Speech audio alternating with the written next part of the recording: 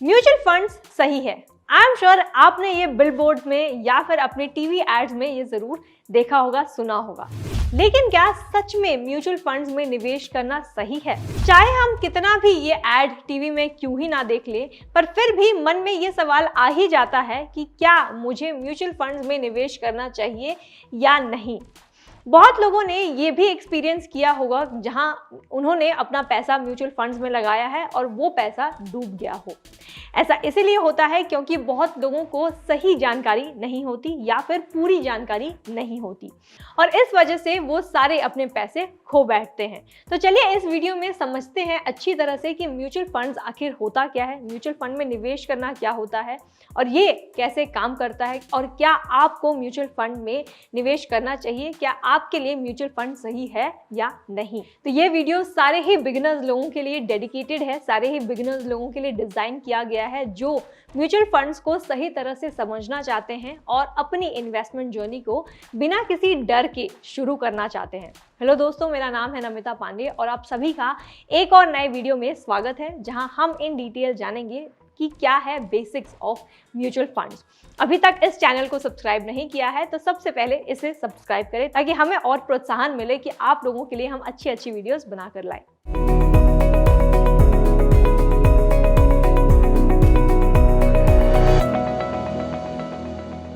तो mutual funds होता क्या है?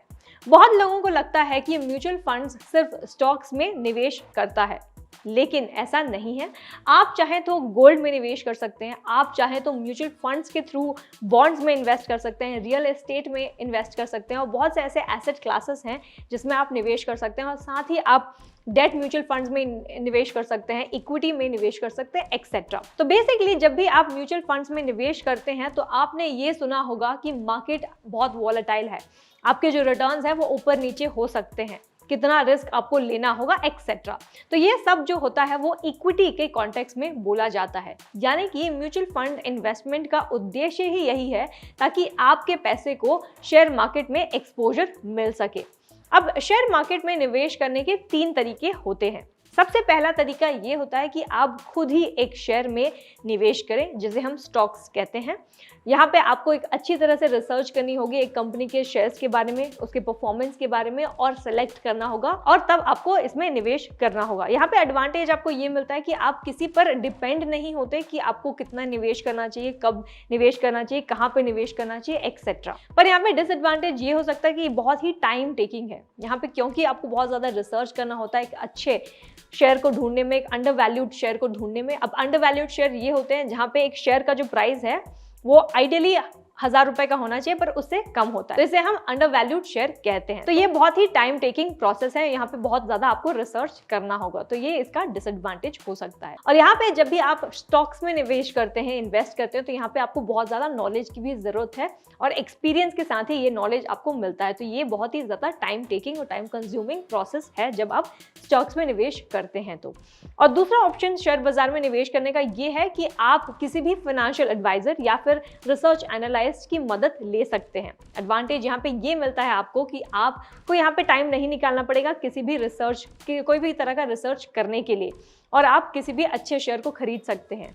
पर यहाँ पे डिसएडवांटेज ये होता है कि यहाँ पे आपको खुद ट्रांजैक्शन करना होता है, यानी कि आपको डिसाइड करना है कि क्या आपको वो शेयर आपको खरीदना है और कब आपको उसे बेचना है। ट्रांजैक्शंस जितने भी हैं आपको वो डिसीजन लेना होगा, यहाँ पे आपकी एक्सपर्टीज की जरूरत होगी। यहाँ पे आपको जो रिसर्चर है वो सिर्फ आपको एडवाइस देगा कि ये अच्छा है, यहाँ पे आप निवेश कर सकते हैं, एक्सेट्रा, पर आपको अल्टीमेटली वो डिसीजन लेना होगा। और तीसरा ऑप्शन शेयर बाजार में पैसे लगाने के ये है कि आप म्यूचुअल फंड्स में निवेश करें। जब आप म्यूचुअल फंड्स में निवेश करते हैं तो आपको यहाँ पे मैं बता दूं, आप बहुत सारे कंपनीज का डिफरेंट सेक्टर्स में पैसे लगाते हैं और उसके प्रॉफिट होल्डर, शेयर होल्डर बन जाते हैं जिसका प्रॉफिट आपको मिलता है।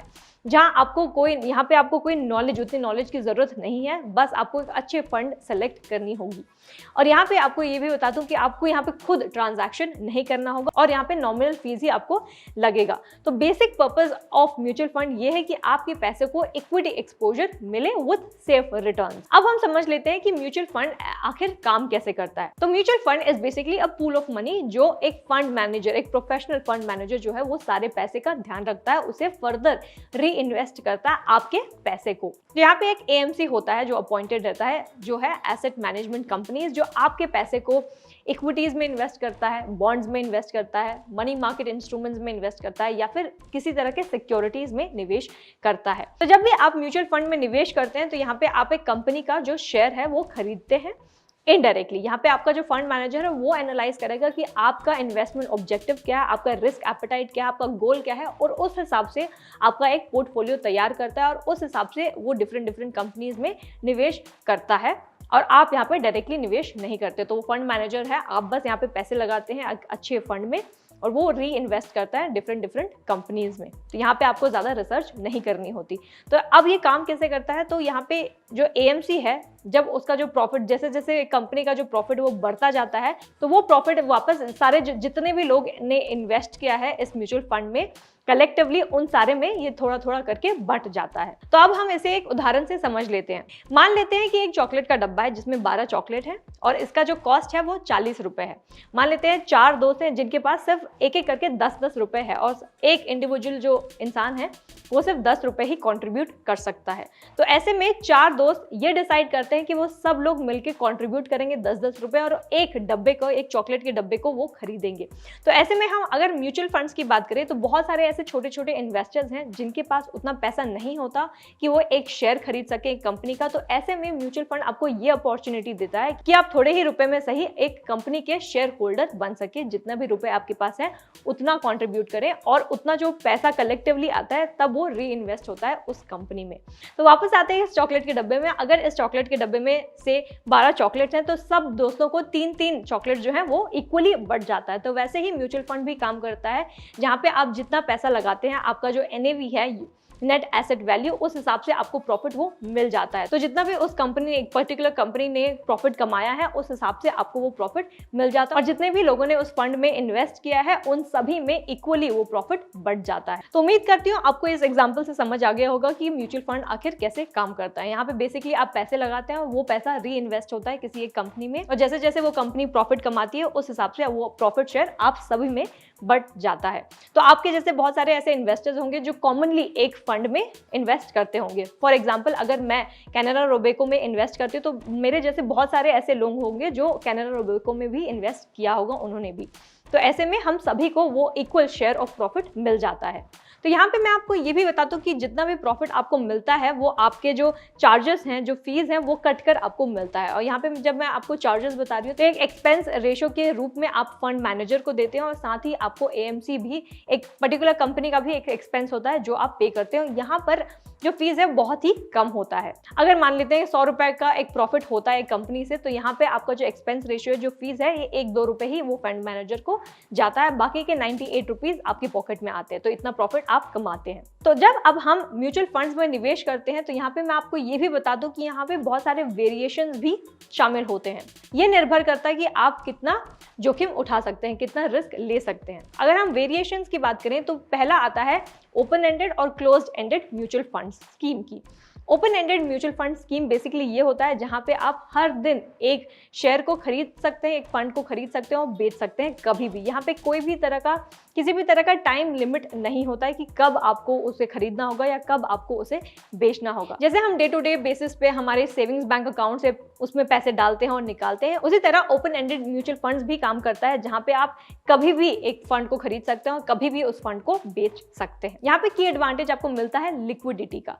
लिक्विडिटी का मतलब ये है कि आप कभी भी डिसाइड कर सकते हैं कि कब आपको वो पैसे निकालने हैं। यहाँ पे टाइम लिमिट नहीं है, मैच्योरिटी पीरियड नहीं होती। जैसे फॉर एग्जांपल अगर कोई भी किसी भी तरह का इमरजेंसी हो और आपको अर्जेंटली पैसे लेने हैं, चाहिए आपको, तो आप क्या कर सकते हैं, आप उस म्यूचुअल फंड यूनिट को इमीडिएटली बेच सकते हैं और उससे पैसे ले सकते हैं। तो यहाँ पे आपको बेनिफिट मिलता है लिक्विडिटी का। दूसरा होता है क्लोज्ड एंडेड फंड का। क्लोज्ड एंडेड फंड बेसिकली ये होता है जहाँ पे आपका एक स्पेसिफिक डेट होता है कि कब उसे आप बेच सकते हैं और कब उसे आप खरीद सकते हैं। उदाहरण के लिए जब भी एक नया कंपनी मार्केट में आता है, उसे जब फंड रेज करना होता है तो वो आईपीओ जनरेट करता है, वो आईपीओ इशू करता है, यानी कि इनिशियल पब्लिक ऑफरिंग। मान लेते हैं अगर 1 हफ्ते के लिए 2 हफ्ते के लिए ओपन है, तो उस पीरियड उस दौरान इन्वेस्टर्स जो है वो पैसे लगाते हैं और 2 हफ्ते बाद वो क्लोज हो जाता है और उसके बाद कोई नया इन्वेस्टर उसमें निवेश नहीं कर सकता। तो जब भी किसी नए म्यूचुअल फंड को मार्केट में एंटर करना होता है तो वो एनएफओ यानी कि न्यू फंड ऑफर को जनरेट करता है, उसे इशू करता है ताकि जो इन्वेस्टर्स हैं उसमें निवेश कर सके और जो मैच्योरिटी पीरियड है उसके खत्म होने के बाद वो शेयर आपको सभी को मिल जाए। अगर मैं सिमिलर कंपैरिजन दूं तो क्लोज्ड एंडेड फंड इस तरह काम करता है जहां हम फिक्स डिपॉजिट में हम अपने पैसे डिपॉजिट करते हैं और उसके मैच्योरिटी पीरियड के बाद हम अपने पैसे निकालते हैं। उसी तरह क्लोज्ड एंडेड फंड्स भी काम करते हैं जहां पे आप 1 हफ्ते बाद या 2 हफ्ते बाद जब भी न्यू फंड ऑफर क्लोज हो जाता है इसका एक पर्टिकुलर कंपनी का, तब कोई भी एक नया इन्वेस्टर इन्वेस्ट नहीं कर सकता और आपको वो प्रॉफिट मिल जाता है। जितना भी एनएवी है, जितना तब के डेट में जो एनएवी है उस हिसाब से आपको वो प्रॉफिट मिल जाता है। तो एनएवी बेसिकली ये होता है कि जो मार्केट शेयर होता है कलेक्टिवली सारे बॉन्ड्स या सिक्योरिटीज का, तो उसे हम एनएवी बोलते हैं।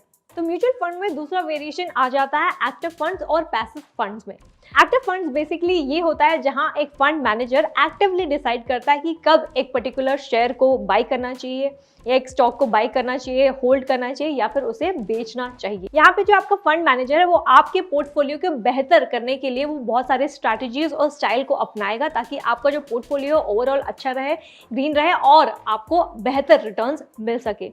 एक्टिव फंड्स की हम जब बात करते हैं तो यहाँ पे जो फंड मैनेजर है वो उसका एम ये रहता है कि जो बेंचमार्क है उससे ज्यादा आपको रिटर्न दे सके। अब बेंचमार्क बेसिकली ये होता है जहाँ पे एक सेंसेक्स का या फिर निफ्टी 50 का एक बेंचमार्क सेट हुआ रहता है मार्केट में, उससे भी ज्यादा बेहतर अच्छा रिटर्न आपको दे सके, उसका एम ये रहता है।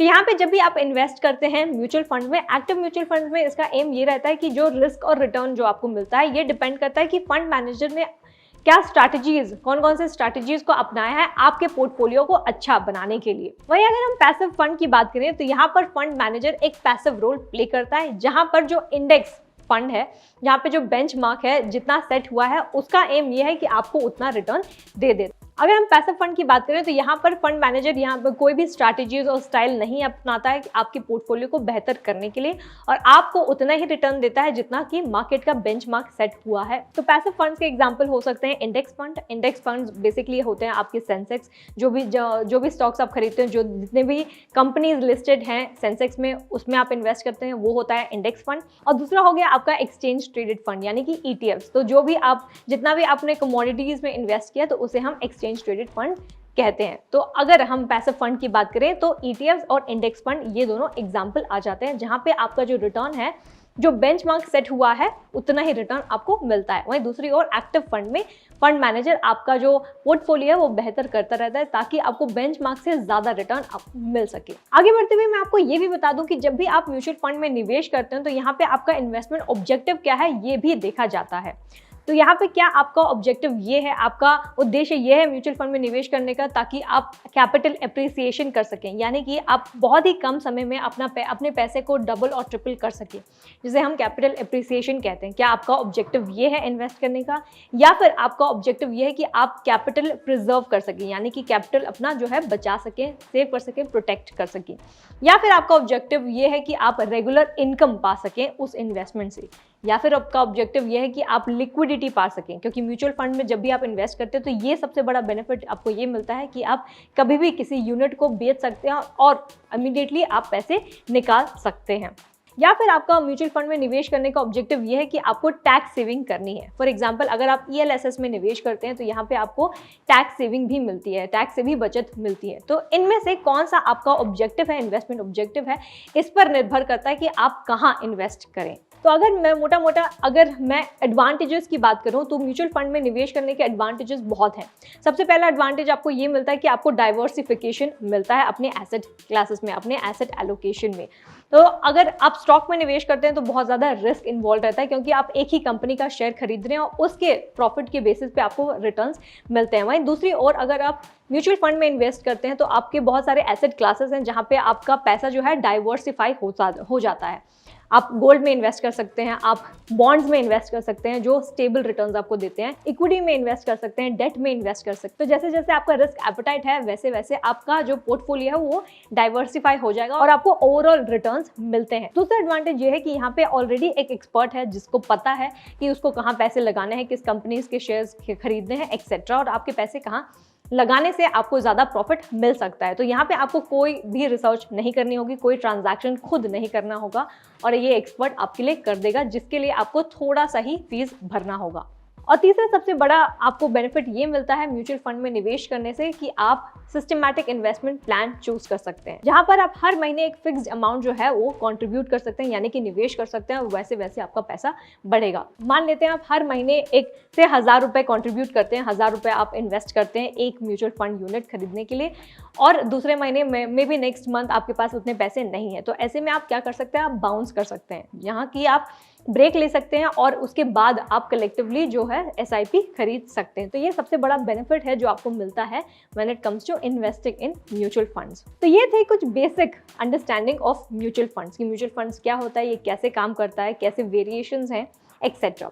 अगले वीडियो में मैं आपको इन डिटेल बताऊंगी कि कौन कौन से प्रकार के, कौन कौन से टाइप्स ऑफ म्यूचुअल फंड्स होते हैं जिसमें आप निवेश कर सकते हैं और कितना आप निवेश कर सकते हैं। तो जल्द ही मिलते हैं अगले वीडियो में और समझते हैं different types of mutual funds को। तो ये वीडियो मैं यहीं समाप्त करती हूँ और आप सभी का इंतजार करूंगी अगले वीडियो में। तब तक के लिए इस वीडियो को लाइक और शेयर करना ना भूलें और कमेंट कर हमें ये बताएं कि ये वीडियो आपको कैसा लगा।